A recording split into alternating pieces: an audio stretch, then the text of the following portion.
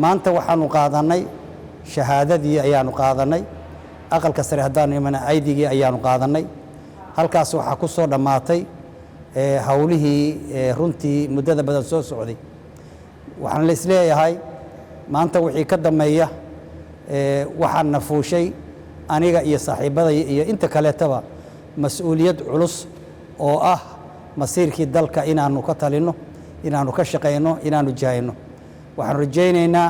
ilaahayna ka baryaynaa inuu nagu asturo mas'uuliyadda weyn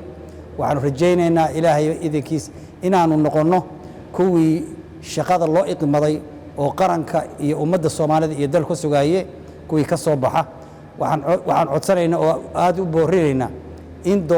doorashada wixii ka haray la dedejiyo si waqti hore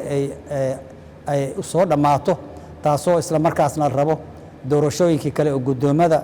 iyo madaxweynaha in la galo aad iyo aad baa u mahadsantihiin. Assalaamu calaykum warahmatullaahi wabarakaatuh.